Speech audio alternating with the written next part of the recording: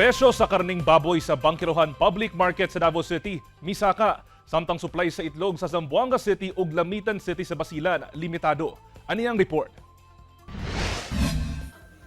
Dinhi sa Bangkirohan Public Market sa Davao City, dunay 10 pesos nga to 20 pesos nga pagtaas sa presyo sa karning baboy. Apan bisan niini, namalit gihapon sa iyang naandan nga gidaghanon sa karne si Anita Nozares. Ang ako na lang paagis, pangita og dugang income, ingana na lang. Kay nakabudget naman ang family, di man na pwede na imong kuan gayud kay siyempre ang daily naton expenses. Mapalit na sa 300 pesos sa matag kilo sa kasim. Ang liempo o pork belly, mapalit na sa 350 pesos ang kilo. 270 pesos per kilo usab ang pata. Samtang ang pork chop, mapalit na sa 310 pesos per kilo.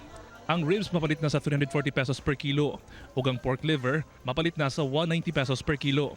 Sumala sa ubang meat vendor, tungod matod pa kini sa taas nga presyo sa farm gate price. Ginalauman usab nga mupadayon pa ang pagtaas sa presyo. Ang sa farm ang good nila good karon ang buhi sir kay mga nasa 190. Mas ana jud sir, masaka pa jud ni. Anto December jud ni. Sa New Year pa jud. Samtang, wala usab kalihukan sa presyo sa whole chicken nga mapalit sa 158 pesos ngadto 163 pesos per kilo. Wala sa kalihukan sa presyo sa itlog. Ang jumbo-sized egg mapalit sa 270 pesos per tray. Ang large, 240 pesos per tray. Ang medium-sized egg mapalit sa 235 pesos per tray. Ug ang small nga mapalit sa 225 pesos per tray. Sa Zamboanga City, misaka ang presyo sa itlog kung asaan na sa 8 pesos and 50 centavos ang presyo sa small size. 9 pesos and 50 centavos ang large size ug 10 pesos ang XL. Our production of eggs in Zamboanga City is sufficient for Zamboanga City.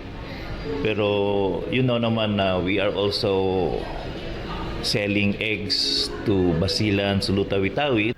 Sa Lamitan City Public Market sa Basilan, limitado ang supply sa itlog, kay limitado sab ang supply gikan sa Zamboanga City. Large 12, yung medium is 10. Limitado talaga. Kagaya ngayon, may order kami, yung isang 10 tray lang yung large na dating namin kasi limitado lang. Parang divide lang sa amin. Kauban si Mel Colmenares sa kamera. Ako si Kent Abrigana. Para sa At Home with GMA Regional TV.